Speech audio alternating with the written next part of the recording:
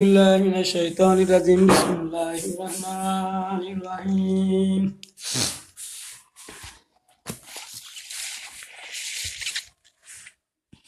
استغفروا لهم أو لا تستغفروا لهم إن تستغفروا لهم 70 مرة فلا يغفر الله لهم ذلك بأنهم كفروا بالله ورسوله والله لا يهدي القوم الفاسقين।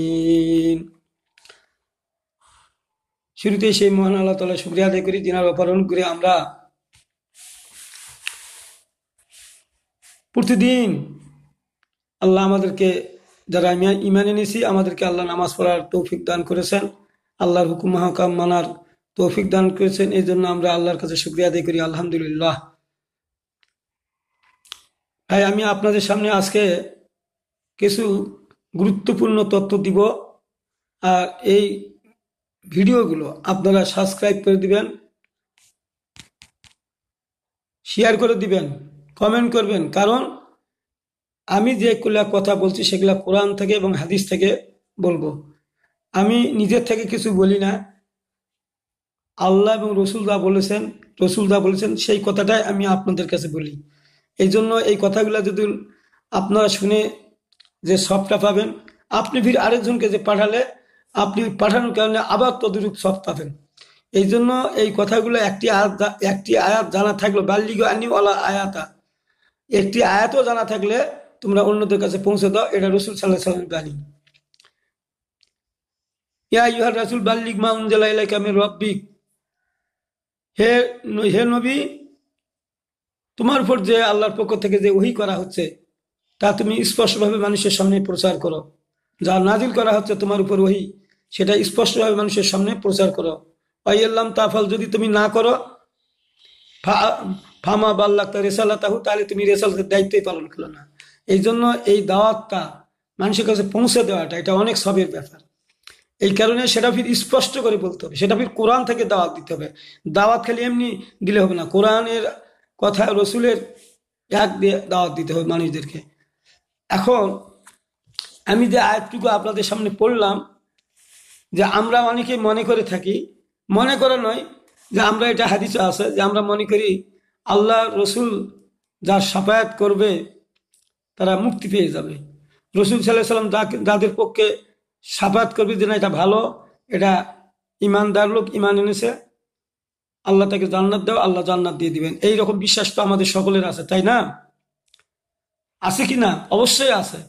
তাহলে এখন আমি আজকে আপনাদের সামনে নবম হিজরির আয়াত দিয়ে আমি আপনাদের জানাতে চাই যে আল্লাহ রসুলের কথাও যে আল্লাহ শুনবে না, এ ব্যাপারে আপনাদের অনেকের অজানা আছে। আল্লাহ রসুলের দোয়াও কবুল হবে না যদি আপনি আমল ঠিক না করেন, যদি আপনি আল্লাহ এবং রসুলের হুকুম না মানেন। আল্লাহ রসুল শাফায়াত করলেও সে শাফায়াত গ্রহণযোগ্য হবে না। আমি আপনাদের সামনে বলতে চাচ্ছি সেটাই। তো আমি যে আয়াতটা আগে পড়লাম, আল্লাহ বলছে, হে রসুল, আব্দুল্লাহ বিন উবাই যখন মারা গেল, তখন তার ছেলে জলিলুল কদর সাহাবী আব্দুল্লাহ রসুলকে যাই বলল, হে আল্লাহর নবী, আমার পিতা তো মারা গেছে, তো যদি আপনি আপনার গায়ের কোর্তাটা দেন, তাহলে আমি আমার পিতার জানাজা, এই কাফনের কাপড় দিব, আর আপনি গিয়ে যদি একটু তার জানাজাটা পড়ান, তাহলে আমি খুব ভালো মনে করতাম। আর এর কারণে আমার পিতা জান্নাত পেতে পারে। কারণ আমি জানি আমার পিতা মুনাফিক ছিল, সব হুকুম মানতো না, কাজে সে জাহান্নামে মারা গেলে, জাহান্নামে তো মারা তো গেছেই, জাহান্নামে যাবে। সেই জন্য আপনি একটু জানাজা পড়ালে হয়তো আল্লাহ তার গুনাহ খাতা মাফ করবেন। তো রসুল সাল্লাল্লাহু আলাইহি সাল্লাম তো জানেন সব বিষয়। এখন জলিলুল কদর সাহাবী ছেলেটা যখন আসে বলল, তখন আল্লাহ নবী কি করে বলে যে না, আমি এই জানাজা পড়াবো না, তাহলে তার মনটা খারাপ হবে, রসুলের সঙ্গে বেড়ায় এক করে। তাহলে এইরকম প্রশ্ন আসতে পারে যে রসুল তার সঙ্গী সাথীদের কথাও শোনে না, কথাও মানে না, তার কথা আমাদের মানতে হবে কেন? এইরকম একটা প্রশ্ন আসতে পারে। এই জন্য রসুল রাজি হয়ে গেলেন, ঠিক আছে, আমি তোমার আব্বার জানাজা পড়াবো, আর এই কোত্তা তুমি নিয়ে যাও। তখন আব্দুল্লাহ মদিনার ঘরে ঘরে চিল্লায় চিল্লায় রাস্তাঘাটে বলতে লাগলো যে আমার পিতা মারা গেছে, আর আমার পিতার জানাজা রসুল সাল্লাহ সাল্লাম পড়াবেন। এই কথা অনেকে শুনে আশ্চর্য হয়ে গেছেন, কি ব্যাপার, ওর জানাজা রসুল পড়াবে কেন? মানে অনেকে আশ্চর্য হয় রসুলের উপর দিয়ে, যেহেতু কথা বলা যাবে না সেহেতু সবাই চুপচাপ আছে। কিন্তু উমর ফারুক খেপে গেলেন, কি ব্যাপার, রসুল কেন জানাজায় যাবে? তো যখন জানাজায় যাওয়ার জন্য সবাই প্রস্তুতি নিল, উমর ফারুক আল্লাহ নবী যখন যাচ্ছে তার পিছে পিছে যায়, কাপড়টা পিছনে টান দিয়ে বললেন, হে আল্লাহ নবী, কার জানাজা আপনি পড়াবেন? যে লোকটা আমাদের সারা জীবন বিরোধিতা করছে, মুনাফিকি করছে, সব হুকুম মানে নাই, সব হুকুম মানতো না। তো রসুল বলছে, শোনো, তুমি থামো, আমাকে তো একবারে নিষিদ্ধ করা হয়নি, আমার দোয়াটা হয়তো কবুল হবে না, কিন্তু নিষিদ্ধ তো করা হয়নি। আমি দোয়া তো করতে পারবো তার জন্য, কিন্তু আল্লাহ কবুল করবে না করবে সেটা তো আল্লাহর ব্যাপার, কিন্তু আমাকে তো নিষেধ করা হয়নি যে না তুমি পারবে না। এখন জানাজা তার পড়াইলেন, সরাসরি কথা, আমি অত এক ভূমিকার মধ্যে না যাই, আমি বললাম রসুল সাল্লাহ সাল্লাম জানাজা পড়াইলেন। এরপরে আল্লাহ আয়াত নাযিল করে বলছেন, ইস্তাগফিরুল্লাহুম আউলা তাস্তাগফিরুল্লাহুম ইন তাস্তাগফিরুল্লাহুম সাবিনা মাররাতান ফাআল্লা ইয়াগফিরুল্লাহু লাহুম যালিকা বিআন্নাহুম কাফারু বিল্লাহি ওয়া রাসূলিহি। হে রাসূল, তুমি তার জন্য ক্ষমা প্রার্থনা করো আর না করো একই কথা। তুমি ৭৭ বার তার জন্য যদি ক্ষমা প্রার্থনা করো, আমি আল্লাহ তার ক্ষমা করব না। স্পষ্ট কথা বলে দিলেন যে আপনি ৭৭ বার যদি তার জন্য ক্ষমা প্রার্থনা করেন আমার কাছে, আমি আল্লাহ তার ক্ষমা করব না। তাহলে এমন কি অপরাধ করেছিল যে তার গুনাহটা আল্লাহ ক্ষমা করবেন না?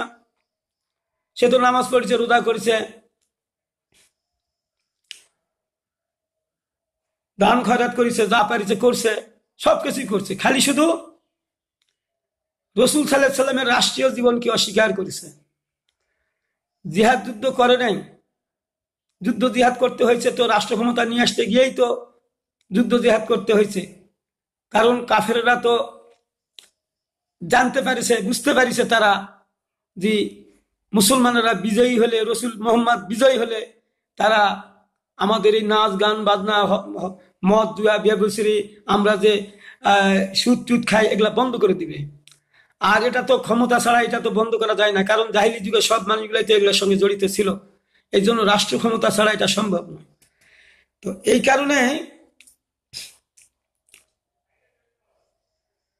কারণে আল্লাহ তাআলা বুঝাতে চাইলে যে তার যত গুনাহ, রসুলের জীবনের কর্মকাণ্ড মানে নাই, রসুলের কর্মকাণ্ড মানে নাই, আমার কর্মকাণ্ড তো মানে নাই, রসুল তো আমার হুকুমেই চলতো। আর এই মুনাফিকটা রসুল মানুষ, তো তার মনটাকে আমি একটু নর্মাল করে দিচ্ছি, সেই জন্য সে হয়তো এক হয়ে দোয়া করতেছে। আর তার কিছু সমস্যাও আছে, যেমন ধরেন বিবেকের কাছে কি বলে, তার ছেলেটা আসে বারবার বলতেছে না করলে কেমন হয়। তো এই কথা জানিয়ে দিলেন যে রসুল এই কথা সকলকে জানিয়ে দিলেন, বুঝিয়ে দিলেন, সব মানুষদেরকে বুঝিয়ে দিলেন। আল্লাহ বলছে যে দেখো, রসুল সাল্লাল্লাহু আলাইহি সাল্লাম অনেক সময় বেকায়দা পড়ে, হয়তো একটা সমস্যার মধ্যে পড়ে এই কাজটা করছে, কিন্তু হে মানুষ সকল তোমরা জেনে রাখো, হে মানুষ সকল তোমরা যারা ঈমান এনেছো, যারা তার কর্মকাণ্ড সবাই চোখে দেখেছো, তোমরা শুনে রাখো, রসুল দোয়া করলো আমি এ দোয়া কবুল করছি না, এ দোয়া আমি ক্ষমা করছি না, রসুল দোয়া করলে আমি এটা করছি না, এটা স্পষ্ট করে বলে দিলেন। তাহলে আমরা যে বলি যে রসুল দোয়া করলেই সব মাফ হয়ে যাবে, তো আব্দুল্লাহ বিন উবাই শুধু যুদ্ধ জেহাদে যান নাই, একটা হুকুম অমান্য করেছেন। আমরা কত হুকুম হাকাম অমান্য করছি, যুদ্ধ জেহাদ তো মানছি না, রসুলের রাষ্ট্রীয় জীবনের কথা মানছি না, রসুলের বিচার ফয়সালা মানছি না, রসুলের মাদানী জীবনের কর্মকাণ্ড মানছি না, অহরহ ইসলামী আইনের বিরুদ্ধে কথা বলছি, অহরহ কথা বলছি, নামাজ পড়ি, সবকিছু করি, এগুলা কথা বলে যাচ্ছি। আর আমরা রসুল মাফ করে দিবে, আমরা যদি বলছি, প্রতিদিন আমরা বলছি যে আপনি ক্ষমা চান, ক্ষমা দিবে, কিছু গুণা তো ক্ষমা হবে না ভাই, কিছু গুণা তো ক্ষমা হবে না, যেগুলা গুণা কবিরা গুনাহ, এগুলা তো আপনি ওইভাবে ক্ষমা চাইলে তো হবে না, আপনি তো জানি শুনে তো এগুলা করেছেন, আপনি তো এই গুনাহগুলা জানি শুনে করেছেন। আমি একটু পরে আসতেছি, এইটুকু আপনাদের জানে রাখলাম। পরে আল্লাহ বলতেছে যেহেতু জানাজা করলো, এখন উমর মনক্ষুণ্ণ হয়ে আছে। উমর কছে যে রসুল এটা করে এখন আমরা কি করে বাছাই করব যে কার জানাজা পড়া যাবে কার জানাজা পড়া যাবে না, বা আর যারা কাফের মুশরিক আছে তারা তো মনে করবে কিরে তোরা যে কছিলেন যে আমার এই কাজটা করলে আমার জানাজা রসুল করবে না বা এটা করবে না, এটা বলা বলি করছেন, দেখো তো আমাদের তো জানাজাও করলো। এই করে তো উমর যে সত্যবাদী হকপন্থী হকের পথে চলে, এই কারণে তাকে শরম লাগলো যে আমি বাহিরে এখন কিভাবে কথা বলবো। এই জন্য মনক্ষুণ্ণ ছিলেন। আল্লাহ তাআলা আয়াত নাজিল করলেন, ওটা ছিল সূরা তওবার ৮০ নম্বর আয়াত, আর তার হাদিসটা হলো বুখারী শরীফের 2289 নম্বর হাদিস। বুখারী শরীফের 2289 নম্বর হাদিস, ইন্টারনেট। আর এই হাদিসটা এই তার জানাজা যে দোয়া কবুল হবে না সেই হাদিসটা। আচ্ছা, তারপরে আবার 1276 নম্বর 1276 নম্বর হাদিসটাও এইটারই হাদিস, তার দোয়া কবুল হবে না, এইটা 1276 নম্বর হাদিস বুখারী। আচ্ছা, জানাজা যদি পড়া যাবে না এটা পরিষ্কার করে দিলেন যাতে করে উমরকে সন্তুষ্ট করার জন্য, উমরকে সন্তুষ্ট না, এটা আল্লাহর বিধান, সকলকে সন্তুষ্ট করার জন্য কি বললেন, ওয়ালা তুসাল্লি আলা আহাদিম মিনহুম মাতা আবাদা আলা তাকুম আলা কাবরিহি।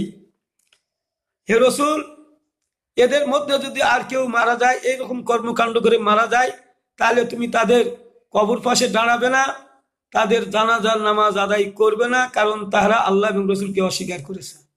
এই ধরনের মুনাফিকদের আর তুমি জানাজা কখনো পড়াবে না, নিষিদ্ধ হয়ে গেল। তাহলে কাফের মুশরিকদের জন্য আর কাফের না, কাফেরদের বিরুদ্ধে এগুলা তো আছে, মুনাফিকদের বিরুদ্ধে আর জানাজা করা যাবে না। এটা নবম হিজরিতেই সূরা তওবার 84 নম্বর আয়াত দিয়ে ঘোষণা করা হলো, রসুলকে সতর্ক করে দিল যে যেটা উমর চাচ্ছিল, উমরের কথার শানে এই আয়াতটা নাজিল হয়েছে। আরো উমরের কথার শানে আরো কিছু আয়াত নাজিল হয়েছে। তো এই আয়াতটাও রসুলের এই উমরের কথা এক অনুযায়ী নাজিল হয়েছে। তাহলে মুনাফিকদের জানাজা পড়া যাবে না। কিন্তু আমরা ওই যে জানাজা পড়া যাবে না মানে জানাজার হাদিস, এটা 2289 হাদিসটা হলো জানাজার হাদিস, আমার ভুল হয়েছে। বুখারীতে জানাজার হাদিসটা হলো যে যখন কেউ মারা গেল, রাসূল সাল্লাল্লাহু আলাইহি ওয়াসাল্লাম জানাজা তার সামনে নিয়ে আসা হলো, রাসূল সাল্লাল্লাহু আলাইহি ওয়াসাল্লাম বললেন যে তার কি ঋণ আছে নাকি, বলে আছে। তাহলে তার শোধ করার মতো কিছু আছে, বলে নাই। তখন রসুল বলতেন যে তাহলে তোমার ভাইয়ের জানাজা তোমরা পড়ে নাও। রসুল পড়াতেন না, রসুল আর পড়ায় ঋণ থাকলেও আর পড়াতেন না, জানাজা পড়াতেন না। এমনকি যারা নামাজ কম বেশি করছে এক করছে সেটাও পড়াতেন না। তারপরে কিছু মুনাফিকি সেটা পড়াতেন না। এই আয়াতে এই সমস্তগুলা জিনিস নিষিদ্ধ হয়ে গেল। তাহলে আমি আপনাদের বলতেছি যে আপনারা যারা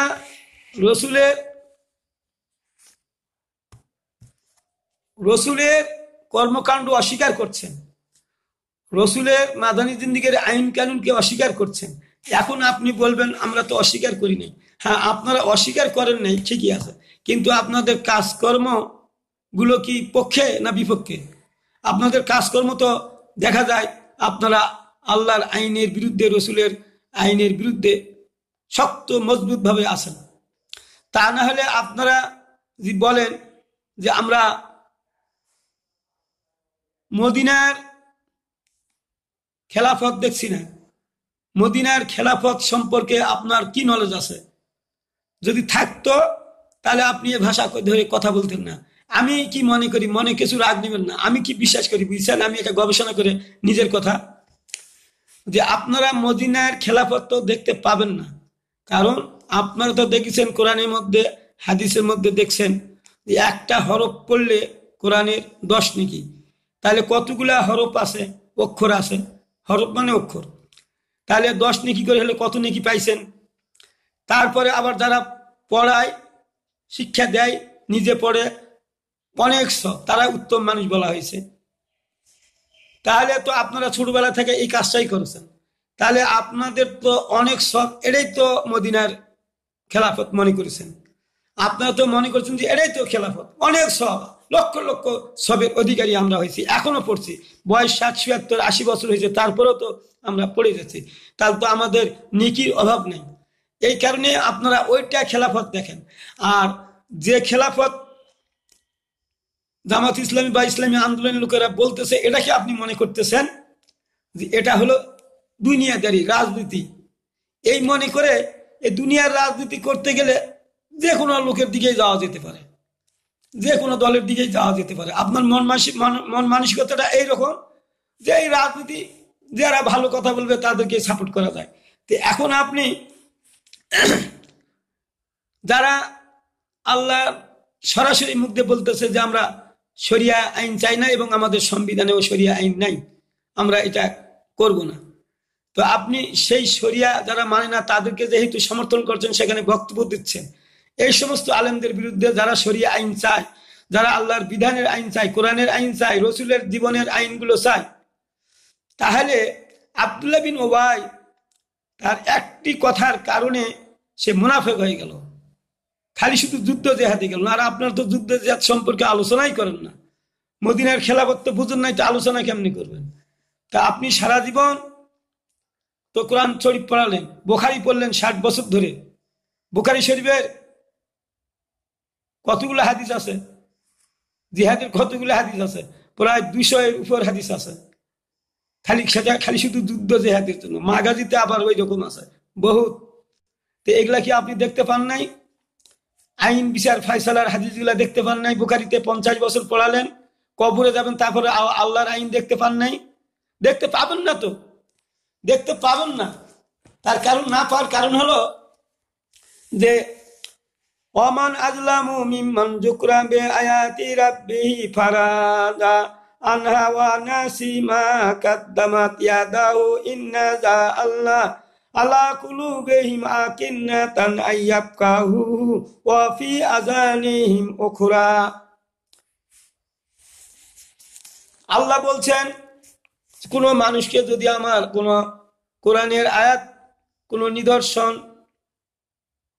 বলা হয়, তখন সে যদি আমার এই নিদর্শন থেকে মুখ ফিরিয়ে নেয় এবং ওই আয়াতের কর্মকাণ্ড, হুকুম, হাকাম বেমালুম ভুলে যায়, ওই আয়াতের হুকুম এটা ছিল ওয়ামাল্লাম ইয়াহকুম বিমা আনজালাল্লাহু ফাহুমুল কাফিরুন, যারা আল্লাহর আইনে বিচার করে না তারা কাফের।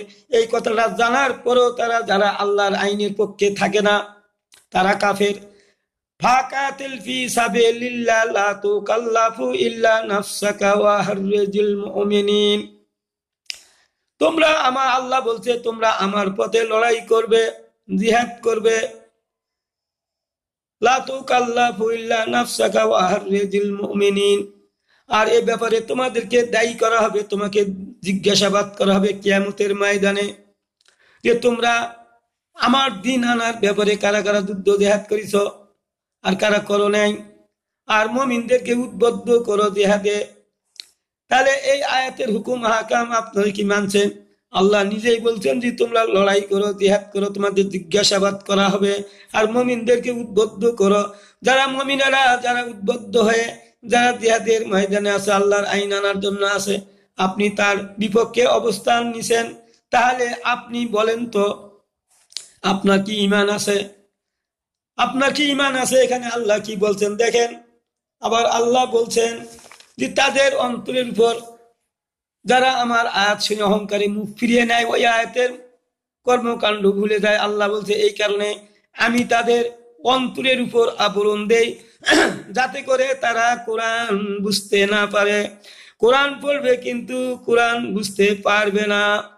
যারা আমার আয়াতের হুকুম অমান্য করে চলে, কোরআনও পড়ে এবং আয়াতের হুকুম মানে না, সহজগুলো গ্রহণ করে কঠিনগুলো এড়িয়ে যায়, কিছু মানে না, এদের অন্তরের উপর আল্লাহ আবরণ দেন, যাতে করে কোরআন পড়বে ঠিকই কিন্তু বুঝতে পারবে না, হুকুম হাকামও বুঝবে না, কিছু বুঝতে পারবে না, খালি পড়বে। কানের মধ্যে বধিরতা টিয়া দেয়, যাতে করে তারা শুনেও শুনবে না। হে রাসূল, তুমি তাদেরকে যতই দাওয়াত দাও আনতে চাও, তারা তোমার দলে আসবে না। এখন আপনারা বলেন তো, এখন আপনারা বলেন যে তাহলে কি হবে? আপনারা তবুও নিজেকে ইমানদার বলে দাবি করে গালাগালি করেন। এই যে আপনি নিজেও বিভ্রান্ত হয়ে গেলেন, অন্যদেরও বিভ্রান্ত করছেন। আপনি নিজেও বিভ্রান্ত হচ্ছেন, অন্যদেরকেও বিভ্রান্ত করছেন। আপনি নিজেও দেখেন এখানে কি বলছে সূরা মুহাম্মদের ৮ নম্বর আয়াতে আল্লাহ কি বলেন দেখেন, আল্লাযীনা কাফারু ফাতাহাসাল্লাহুম আদাল্লাহ ওয়া আদাল্লা আমালাহুম, যাহারা কুফরি করিয়াছে তাহাদিগের জন্য রয়েছে দুর্ভোগ এবং তিনি তাহাদের কর্ম ব্যর্থ করে দিবেন। তাহলে আল্লাহ তাদের কর্ম ব্যর্থ করে দিবেন। তাহলে কি করলে? আল্লাযীনা কাফারু ওয়া তাহসাল্লাহু ওয়া আদাল্লা আমালাহুম, যারা কুফরি করিয়াছে তাহাদিগের জন্য রয়েছে দুর্ভোগ এবং তিনি তাহাদিগের কর্ম ব্যর্থ করে দিবেন। আয়াত নম্বর হলো ৮ সূরা মুহাম্মদের। তাহলে আপনারা আল্লাহর হুকুম একটা আয়াত যদি অমান্য করেন, কুফরি করলেন। আর আপনারা যে নেকিগুলা করছেন, যেগুলো নামাজ পড়ছেন এতদিন ধরে, কপালে দাগ ফেলাইছেন, অথচ মদিনার ফজিলত খেলাফত বুঝেন না, তাদের অবস্থা কি হবে? এই আয়াতটা কাদের উপর প্রযোজিত হবে বলেন? এই আয়াতগুলো, যে আয়াতগুলো আমি পড়লাম, এই আয়াতগুলো কার জন্য প্রযোজ্য হবে? কোন লোকদের জন্য প্রযোজ্য হবে? আপনারা তো কোরআন পড়েন, সবই পড়েন, তো আপনারা তো কোরআন বুঝতে পারলেন না, কোরআন বুঝে সেইভাবে চলতে পারলেন না। আল্লাহ কি বলছে? যে যারা আমার কোরআনের কোনো আয়াত অমান্য করলো, তারা কুফরি করলো, আর এইভাবেই যদি তারা চলতে থাকে, তাদের কি হবে? আমলনামাগুলো আমি ডিলিট করে দিব। আল্লাযীনা কাফারু ওয়া সাদ্দু আন সাবিলিল্লাহ, এটাও সূরা মুহাম্মদে না, এটা সূরা মুহাম্মদের প্রথমেই আয়াত। কি বলা হচ্ছে? আল্লাযীনা কাফারু ওয়া সাদ্দু আন সাবিলিল্লাহ, যারা নিজেরা কুফরি করলো, অন্যদেরকেও আল্লাহর পথ থেকে নিবৃত করলো। তাহলে আপনারা নিজেরা কুফরি করেন, অন্য মানুষেরা ইসলামিক আইন কায়েম করার জন্য যারা আন্দোলন করছে, যারা জিহাদ করছে, তাদেরকে আপনি কি করলেন? বিভিন্ন কথা বলে সেখান থেকে ফিরিয়ে নিয়ে আসলেন। আদাল্লাহ আমালাহুম, আল্লাহ তাদের কর্ম ব্যর্থ করে দিবেন, ডিলেট করে দিবেন। আপনি এই আয়াতকে অস্বীকার এই আয়াতকে অস্বীকার করলে তারও আপনি অবস্থা খারাপ।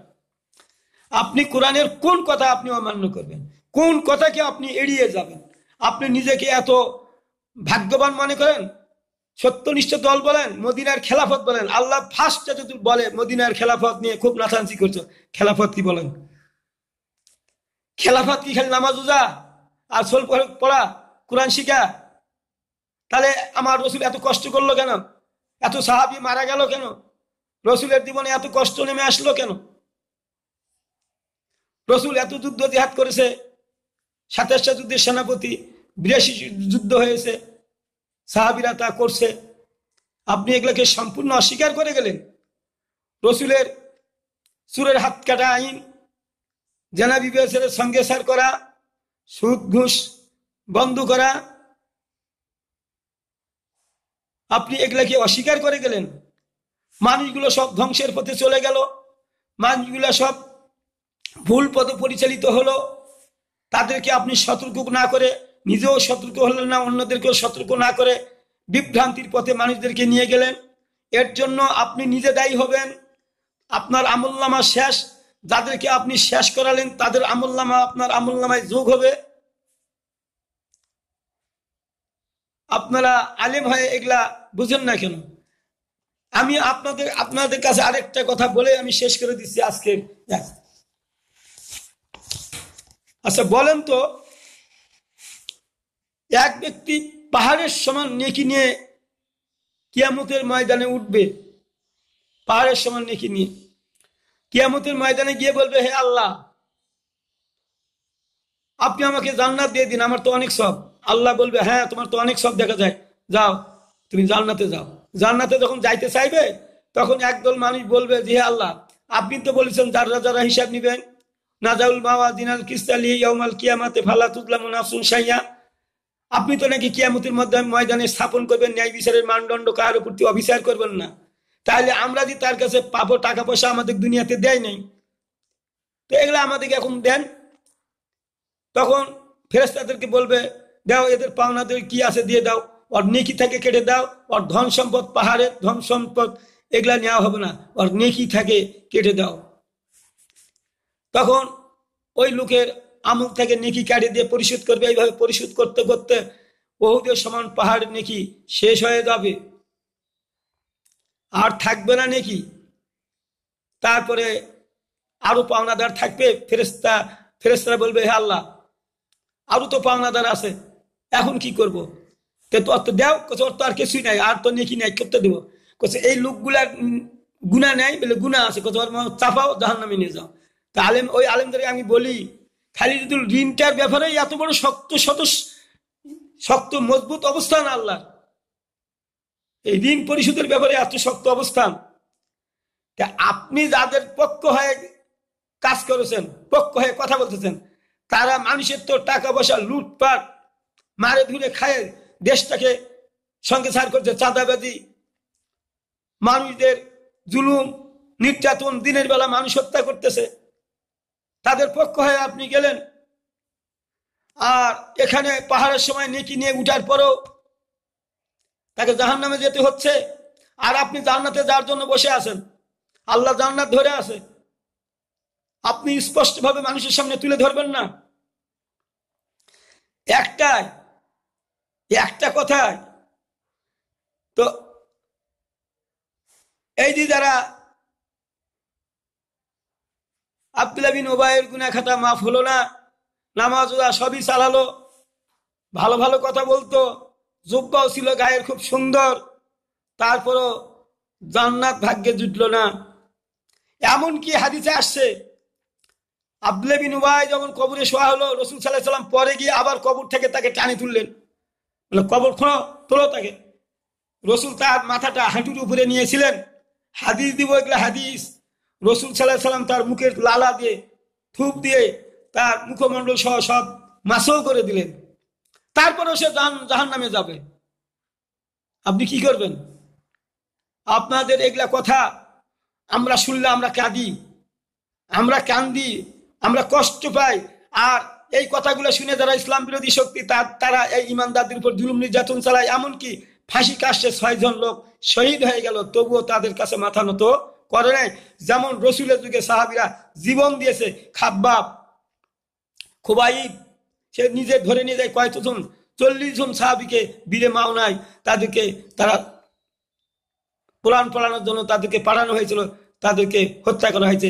একবার বলা হয়েছে 76 জন, যাই হোক, এক জায়গায় বলা হয়েছে 76 জন, একবার 40 জন। তো যেটাই হোক, তাদেরকে বিনা অপরাধে তাদেরকে তারা হত্যা করে ফেলেছে। তারা জীবন দিল, কি কারণে তাদের জীবন দিতে হলো? কোরআন পড়াবে এর জন্য নয়। এরা ছিল ইসলামী রাজনীতির সঙ্গে যুদ্ধ জেহাদ বিভিন্ন জায়গা করেছে, এদের সঙ্গে যখন পারছে না, আর ওরা তাদের দাওয়াত দিয়ে নিয়ে গেল, বীরে মাওনায় দাওয়াত দিয়ে নিয়ে গেল যে আসুন আমাদেরকে ইসলাম শিক্ষান, আমাকে শিখান, আমরা ইসলাম গ্রহণ করব। এই চালাই করে নিয়ে যায়, তাদেরকে হত্যা করা হয়েছিল। তা আপনাদের এরকম করে কেউ ধরে নিয়ে যায়, এই কষ্ট দেয় না? কেন কষ্ট দিবে? ওরাও জানে, যারা আপনাকে বিভ্রান্ত করছে তারা জানে এটা ইসলামের কথা নয়, ইসলাম বিপক্ষে কথা, বরং যারা আল্লাহর আইন আনবে চাচ্ছে এটাই সঠিক, সেই জন্য এদের উপর খেপা। আর আপনাদেরকে মাল মশলা, এ হাল তেরা জাল হে, মাকসুদ তেরা মাল হে, আজব তেরা চাল হে, লাখো কো আন্দা কর দিয়া। তোমাদের তো এই চাল, এই পোশাক পরেই তো আপনাদের মাল কামায়ের ধান্দা, এটা তো আপনাদের জাল। আপনাদের উদ্দেশ্য হলো দুনিয়াতে মাল ইনকাম করা, না হলে ওখানে যা আবার এমপিতে দাঁড়াচ্ছেন। কিন্তু কথা সত্য তো মিল আছে। মুকসুদ তেরা মাল হে, তোমরা মাল কামায়ের ধান্দায় তোমরা এই কাজগুলা করছো, আল্লাহর উপর বিশ্বাস নেই, তাওয়াক্কুল নেই। আপনারা ভয় ভীতিকর লোক, আল্লাহর আইনকে ভয় করেন। আল্লাহর আইন যারা না আসতে পারে সেই ব্যবস্থা করে যারা, তাদের পক্ষ হয়ে যান। আমি এই কথাগুলো আপনাদের সামনে বললাম। যারা আমার ভিডিওগুলো ধারাবাহিকভাবে দেখছেন তাদের কাছে আমার প্রতিদিনই অনুরোধ থাকবে, আপনারা এগুলা সাবস্ক্রাইব করুন, শেয়ার করে দেন, সকলকে জানার জন্য ব্যবস্থা করে দেন ভাই, আপনাদের সব হবে। আমি কোরআন হাদিস থেকে এই কথাগুলো বললাম, আপনারা মানুষের সামনে পৌঁছে দেওয়ার চেষ্টা করবেন। আল্লাহ আপনাদেরকে সেই তৌফিক দান করুক, আমিন।